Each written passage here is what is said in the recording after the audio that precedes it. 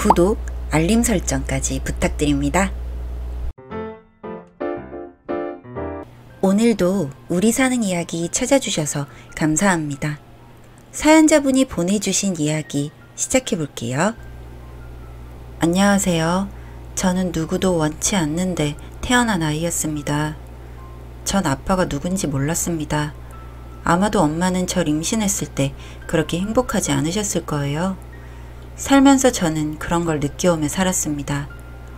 엄마와 저는 가정 형편이 그리 좋지는 않았습니다. 엄마가 하는 일은 옷수선을 하는 일이었는데 우리 동네에서 제일 예쁘게 옷을 만드는 솜씨를 갖고 있었어요. 그래서인지 친구들은 제가 아빠가 없다는 것을 알고도 함부로 대하지 못했어요.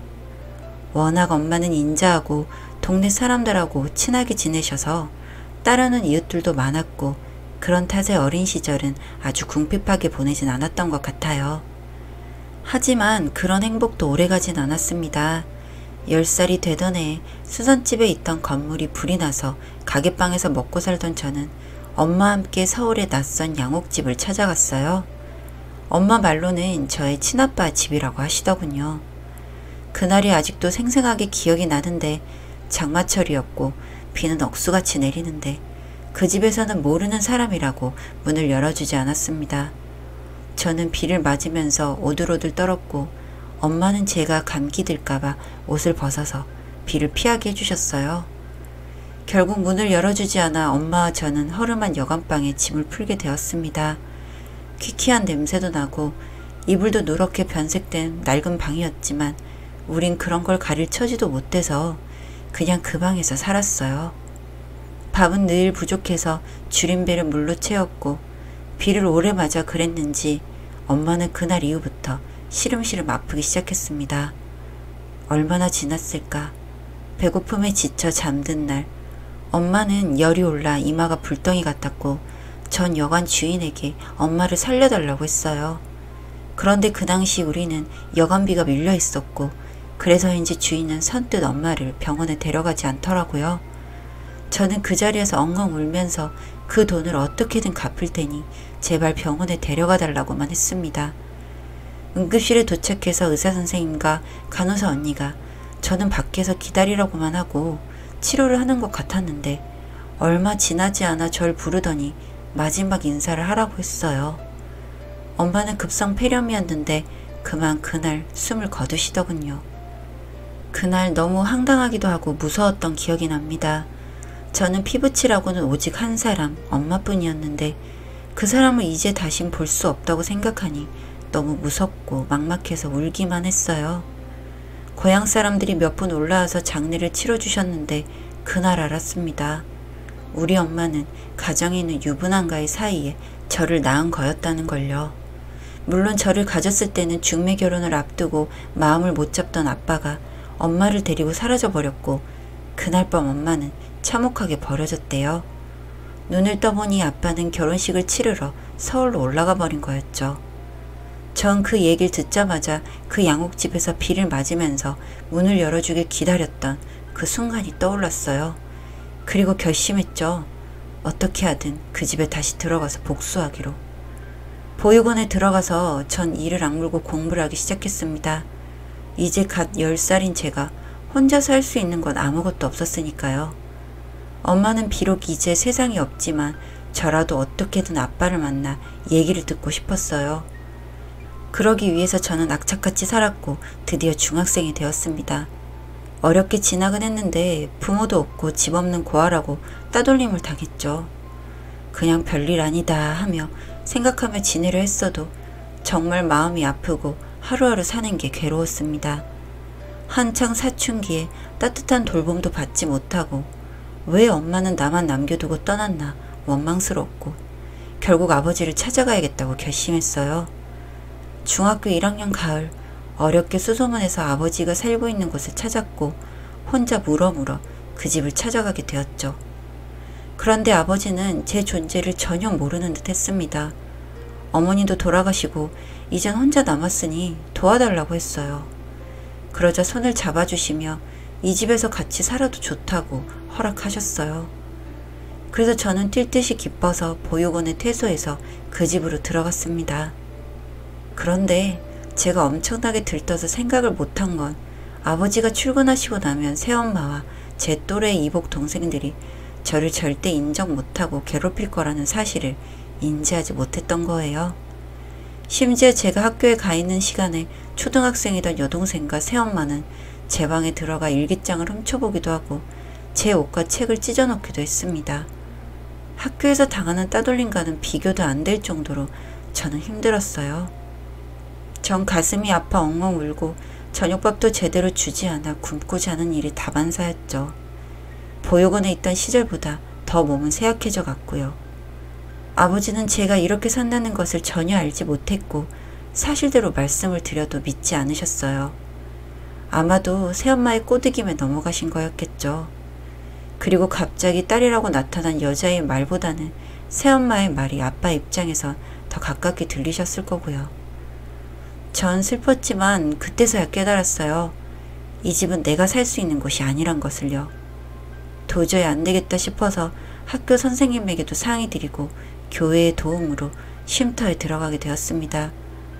그곳은 보육원만큼이나 후원 없이는 돌아갈 수 없는 곳이라 밥이나 옷가지를 다 주는 대로 먹고 입었어요. 다행인 건 거기서 야학처럼 공부를 가르쳐준 언니, 오빠 도움으로 전 과학고에 진학할 수 있었죠. 제 인생에 있어 마지막 기회였으니까 미친 듯이 잠도 덜 자고 밥 먹는 시간까지 아껴가면서 학교에서 전교 1등을 했고 전국 등수 0.1%에 드는 우등생이 되었습니다. 이게 꿈인지 생시인지 볼을 꼬집어 보기도 했어요. 뜨거운 눈물이 펑펑 흐르더군요. 그런데 그런 기쁨이 가시기도 전에 아버지에게서 연락이 왔습니다. 왜 날 버리듯 보내놓고 이제 와서 나에게 연락을 했을까 의아하기도 했고 싫기도 했습니다. 무슨 큰일이 아니고서는 나를 찾을 이유가 없을 거라는 짐작도 해보았죠. 아버지의 이야기를 계속해서 듣는데 저는 충격적인 이야기를 듣게 되었습니다. 아버지가 현재 안병동에서 췌장암 2기로 투병 중이시라는 거였죠. 나를 세상에 있게 해준 엄마가 떠나더니 이젠 형식상이라도 존재했던 아버지라는 사람도 세상을 떠날 준비를 한다니 도대체 저런 애는 무슨 팔자를 타고난 걸까 생각했습니다.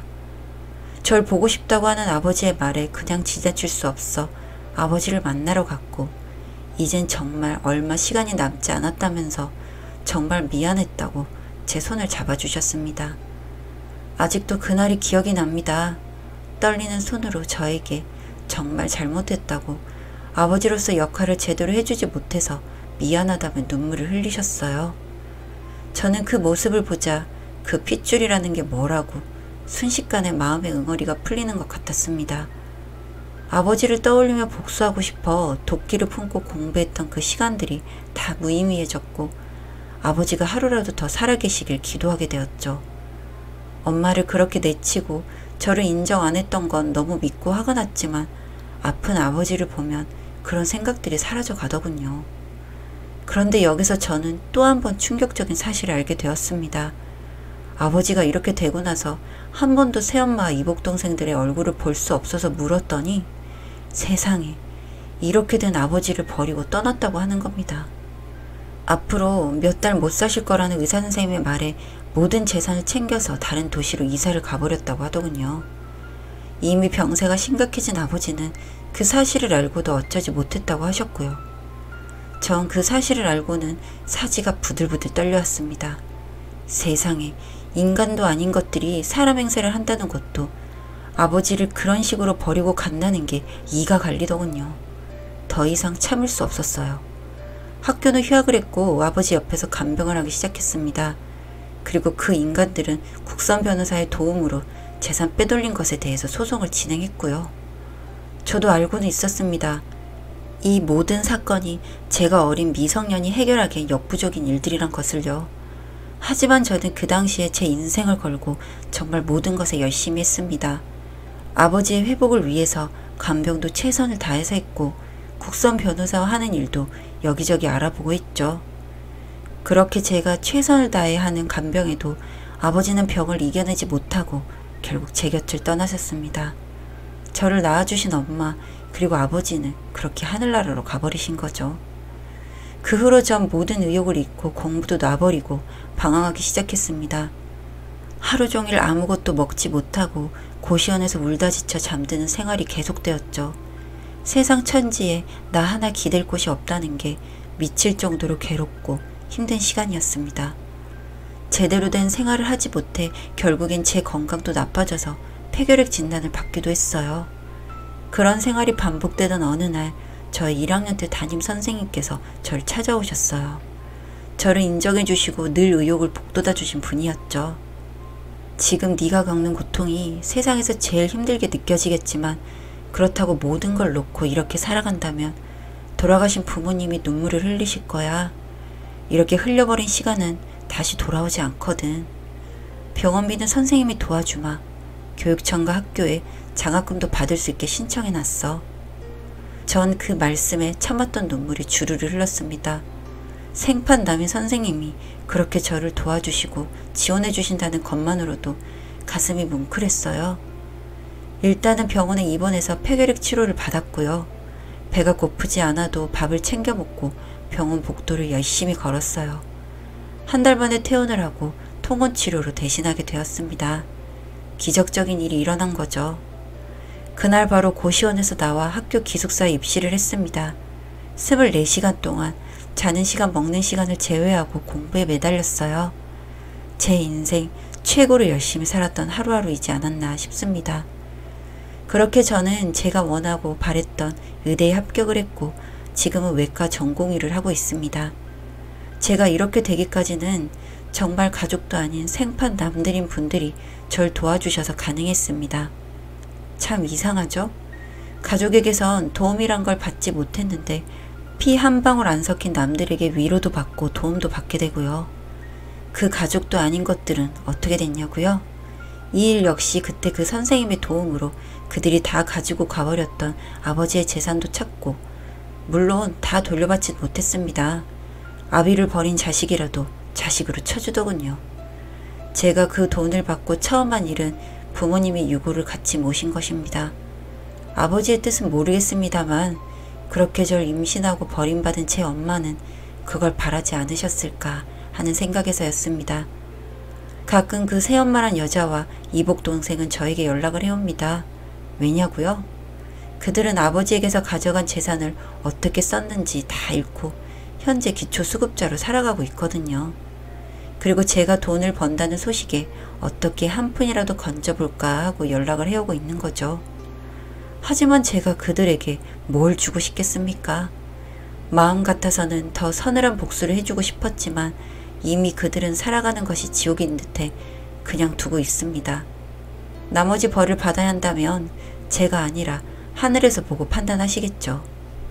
저는 열심히 살아가려고 합니다.